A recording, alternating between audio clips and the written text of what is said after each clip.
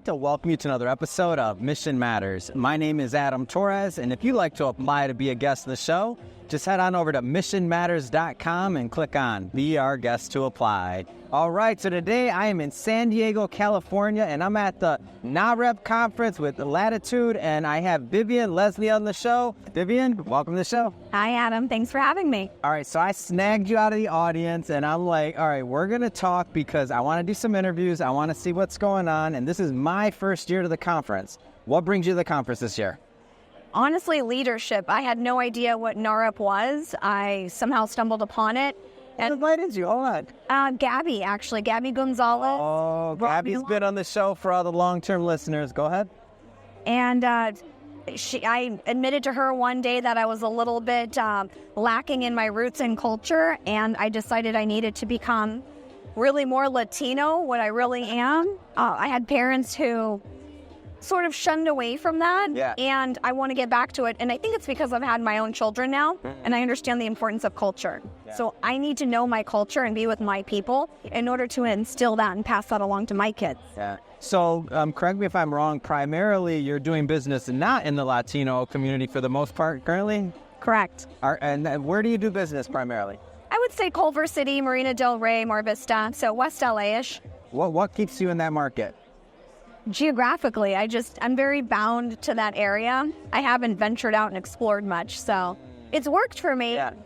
But I love those areas. Culver City. One of the first places I moved when I moved to LA was actually Palms. So I hung out in the Culver City, Palms area for a little bit, a solid year or so when I first moved out here. So I like the neighborhoods. I feel like they're coming up and they continue to have it's a great market. Great school system. They've evolved. They brought in a lot of foreigners, so it's a great place to call home. What has been one of your favorite parts of the conference here so far?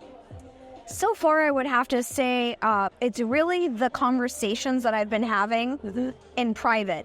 So sort of like the couch conversations, I like to call them, or by the bar, because you meet with people and the bond is where that happens. It's great to hear a motivational speaker or to have tidbits of information. But after 23 years in the business, I hate to say it's really less to learn and now more about connections with people. Yeah. Now, what I found interesting about this conference is I feel like deals are happening, like things are happening all around, whether it's real estate, private equity, otherwise. Like, do you get that feeling? I don't know. It's not just a feeling, it's a reality. I had a couch conversation that I connected my business partner with, who's here with me, and another member, and we're already discussing merging some funds together and starting flipping together. So grassroots, it's really in the beginning stages, but I'm confident that this will lead to something. So I've been flipping for 20 years, and now I'm just looking for partners. How'd you get into flipping originally? I started with real estate, and that started with my Colombian mother who came to this country and decided to do real estate, and then I watched her acquire properties. How long ago was that, roughly? Roughly, she started, I would say, in 1987. So she was very ahead of her time, a Latina woman in LA and getting into real estate. I mean, I would argue, am I off? I feel like she didn't have many choices, so sometimes a lack of options is a good thing. So she naturally went into and fell into real estate, and then it's become a generational business. So my son, who's 22, is now dabbling in real estate as well. So we'll be 3 generations soon. What's your earliest memory that you can think of your mother and you in real estate? Like when you knew that she was in real estate, like you had to be pretty young when you realized it. What's the earliest memory where you understood what your mother did? I was 8 years old, and she was yelling at me that I didn't point the real estate sign in the right direction. No way. Oh, that's awesome. So you were setting up real estate signs at 8? I was. Wow. And so now, did you think, I know a lot of people when they're like their parents are in a certain business, maybe they don't think they're going to that same business or they fight it or other things. I'm just asking for you, did you know or did you fight it a little or you're like, no, I'm doing this? No, I absolutely fought it. I remember saying something like, I will never follow in your muddy footsteps. Because I really had a... say money or muddy? Muddy, okay. Muddy. Because I remember her being in the dirt almost, putting up real estate signs. That was a very pivotal moment in my life. There was a lot of real estate signs, and a lot of standing in dirt and putting signs up. I said, I don't want to do that.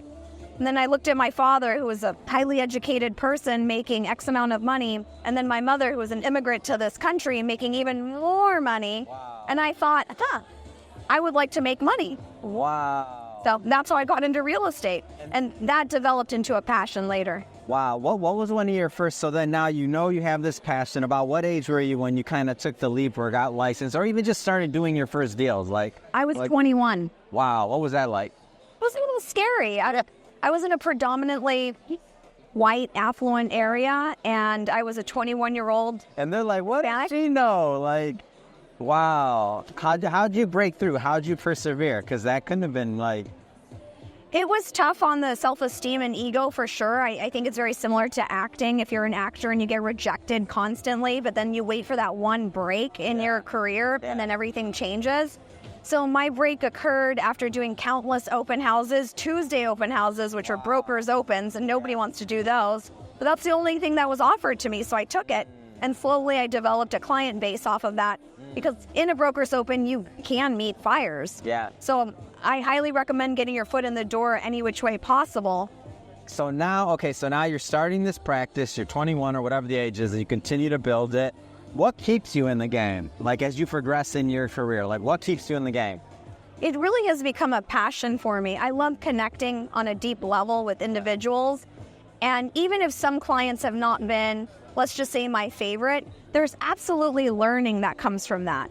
And I have grown as a person with every interaction I've had with every client, whether it's a great interaction or a poor interaction. There's something to learn. And I think I'm really grateful that I've had the ability and choice to capitalize on every interaction, whether they're good or bad.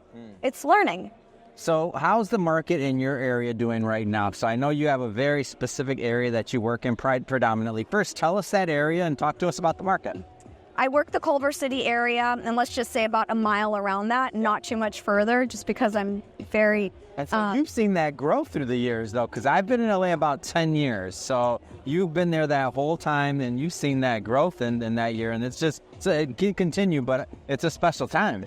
I've been there for 44 years, and I vividly remember telling people in junior high, they'd ask, where do you live? And I'd say, I live in Culver City. And they would say, you live there? And with this disgust and this and I remember being ashamed of living in Culver City. And now when I tell people I live in Culver City, they go, you live there? And it's a completely different look on their face. So that shows me the evolution of the city and its development. So I'm very proud to be a native, born and raised. Amazing. Well, last thing I want you to do is I want you to tell us how we can follow you, visit your website, or any other contact information you want to leave. So look into the camera, tell everybody how they can follow you and how they can connect. Well, my name is Vivian Lesny, and you can follow me at Instagram at Vivian Lesny. Fantastic. I'm looking for flips. If you have flip opportunities, send them my way. If you'd like to partner with me, I'd be happy to partner with you. Let's start flipping together. Amazing. And for everybody watching, just so you know, we'll put the links in the show notes so you can just click on the links and head right on over. And speaking of the audience, if this is your first time with Mission Matters and you haven't done it yet, hit that subscribe or follow button. This is a daily show. Each and every day, we're bringing you new content, new ideas, and hopefully new inspiration to help you along the way on your journey as well. Vivian, again, appreciate you coming on the show. Thank you. Thanks for having me.